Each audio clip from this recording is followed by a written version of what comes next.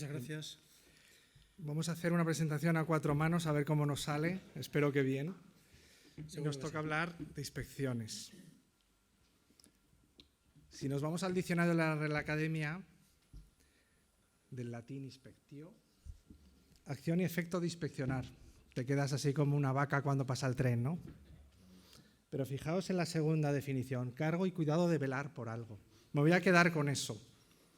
Las inspecciones, la finalidad es velar y velar por la seguridad de los equipos, velar por la seguridad de los equipos de elevación. Y es un apartado muy importante de la ITC porque además va a poner de manifiesto la importancia que tiene la regulación y el compromiso que tenemos como conservadores a cumplir con la regulación. Y no solo los conservadores, sino también los titulares de los ascensores, que son una de las partes más importantes en todo este proceso. Estamos los conservadores, estamos los organismos de control, la administración y los titulares, que son los dueños de los ascensores. ¿Quién realiza las inspecciones? Bueno, esto no ha cambiado en la futura ITC, el organismo de control.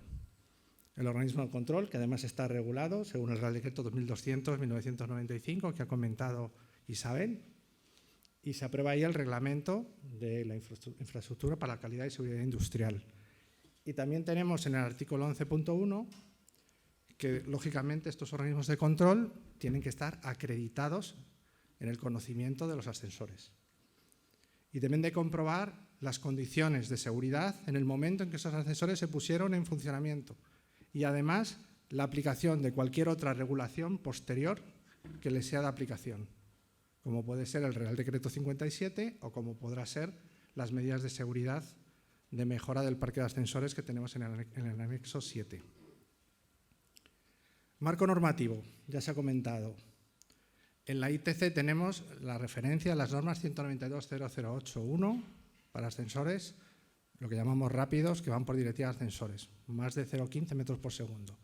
Y 192.008.2 para ascensores lentos, que van con 0,15 metros por segundo o menos, con la directiva de máquinas y en el futuro reglamento de máquinas.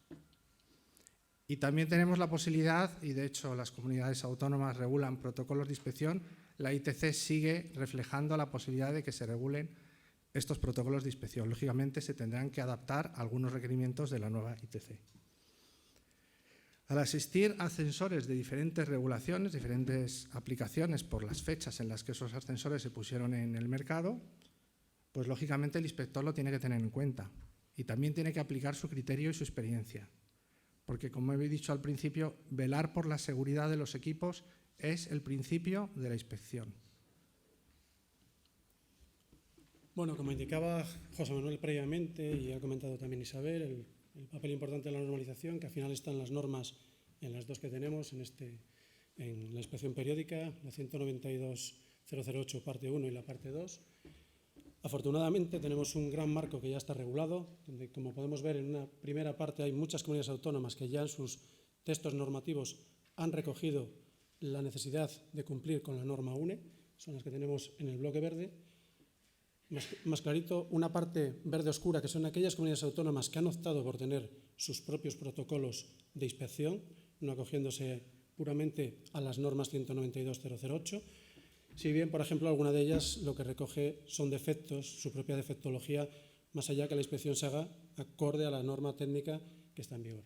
Y luego hay otra serie de comunidades autónomas que no han legislado nada al respecto, pero que, acorde a los procedimientos de actuación que tenemos los organismos de control, como indicaba Andrés, que tenemos que estar acreditados, hay un documento de ENAC, que es el CGA-ENAC OCI Revisión 9, donde en uno de sus apartados deja muy claro que si hay una norma del sector, un protocolo del sector, debe ser aplicado por todos los organismos de control o buscar un procedimiento equivalente. Entonces, yo siempre digo que cuando hay una norma, buscar algo equivalente es muy complicado si ya está la propia norma. ¿Quién contrata las inspecciones? El titular. Eso no ha cambiado y no va a cambiar. Y está dentro del apartado de obligaciones del titular. Lógicamente, debe hacerlo a tiempo y debe facilitar el acceso a los organismos de control. Y poniendo la documentación que debe tener el titular, a disposición del organismo de control. Lo dice textualmente. La inspección periódica no podrá ser contratada en ningún caso por la empresa conservadora. ¿Lo puede hacer la empresa conservadora? A instancias del titular, si el titular cede esa capacidad. Pero es el titular siempre el que tiene la responsabilidad de la contratación de la inspección. ¿Y obligaciones de la empresa conservadora? Pues en la ITC actual y en la ITC futura las seguimos teniendo. Y una de ellas es que debemos de notificar con una antelación mínima de 3 meses cuándo se va a producir la próxima inspección. Y hay una novedad que puede ser motivo de mucha discusión y de muchos problemas. Y es que si se vence ese plazo, si ese plazo que hemos dado, que quedan 3 meses para pasar la inspección, no se ha producido, lo que dice la ITC es que la empresa conservadora debe dejar el aparato a las 24 horas fuera de servicio. Comunicado de forma fehaciente a través de un burofax, que es lo más habitual, porque en este tipo de comunicaciones no se suelen usar notarios. Sería la otra vía de ser fehaciente. Como veis también en la ITC, los que las habéis leído, hay mucha palabra de fidedigno y fehaciente. En la guía intentaremos aportar información para poder aclarar esos aspectos. Pero fehaciente es mucho más exigente, requiere un burofax, un compromiso, un dar fe. Fidedigno es un medio que reconozca que ha habido una comunicación entre las dos partes. En la ITC actual, el Real Decreto 88/2013, decía que las inspecciones pueden ser periódicas u otras, básicamente definiendo otras las de accidentes, cuando se producen accidentes con daños a personas o a los bienes.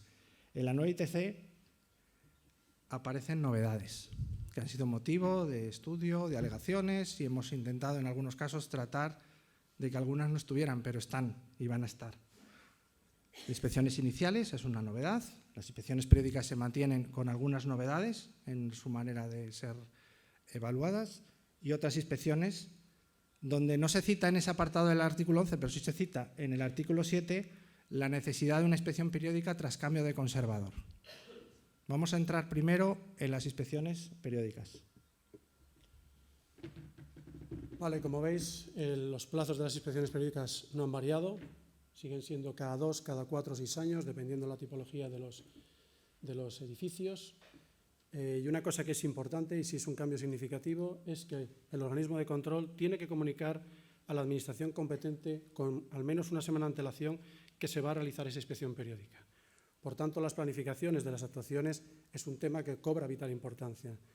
Al final, ya no podemos salir corriendo a tapar una urgencia que se ha quedado un ascensor pendiente y, como decía Andrés, hay que pararlo a las 48 horas porque no se ha hecho la inspección.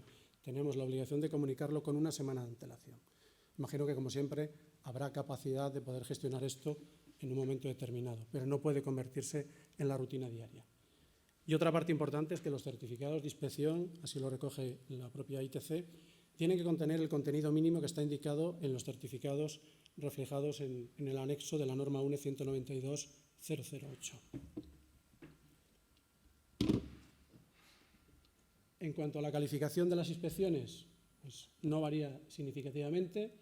Tenemos las favorables, que son sin defectos o con defectos leves, pero aquí sí hay un matiz importante. El matiz importante es que esa corrección de los defectos leves los debe hacer la empresa de mantenimiento que ha hecho la reparación y lo debe emitir mediante un certificado que debe enviar al organismo de control para que ésta a su vez le facilite la pegatina que hay que instalar en la cabina con la inspección favorable. Esto anteriormente, los leves se quedaban ahí, formaban parte de, en la siguiente inspección, ir a verificarlos. Seguimos teniendo los leves reiterados, que por supuesto, si no se corrigen aquellos defectos, permanecerán ahí y que son susceptibles de ser sancionados por parte de la Administración. ¿De acuerdo? Entonces, en la siguiente inspección, el organismo de control tomará nota de esos defectos, lo calificará como leve por reiterado y la Administración podrá actuar. Tenemos los defectos graves. No cambia nada, siguen siendo hasta 6 meses para su corrección, por tanto, no cambia. Lo que sí que cambia, y aquí ya se introduce un matiz muy importante, es que la inspección para la verificación de la subsanación de los defectos debe ser al siguiente día hábil al vencimiento del plazo. Eso es muy importante. Todas las instalaciones a los 6 meses, si es un viernes, el lunes será el día hábil. Si es un sábado, habrá que ir el lunes. Pero toda inspección a los 6 meses vence el plazo. Si recordáis la anterior guía de interpretación que había una pregunta a este respecto del plazo de los 6 meses y en la guía lo que se ponía que se consideraba el plazo de los 6 meses como suficiente para poder realizar las correcciones. Tendremos que apremiar, que yo sé que no es un tema en muchas ocasiones de las empresas de mantenimiento, pues habrá que apremiar a las comunidades de propietarios, a que aprueben los presupuestos, a que todo esto se vaya moviendo, porque sí que es importante que al día siguiente tendremos que estar allí para determinar que aquello está corregido. Y en cuanto a los graves, pues muy graves, en principio el ascensor se dejará fuera de servicio, sigue estando exactamente igual, y un matiz importante sí que cambia, que para mí era excesivo como estaba en la anterior ITC, el plazo de comunicación e industria son 24 horas. Y es necesario pues, que la inspección sea favorable para poder ponerlo en funcionamiento. ¿Vale? En función de todo esto, pues el organismo de control colocará las diferentes etiquetas que al lugar, ¿no? Aquí también hay un cambio, porque ahora las verdes son solo para las favorables, las amarillas serán para los defectos, para las desfavorables o favorables con defecto leve, y las rojas del warning, pues el desfavorable fuera de servicio.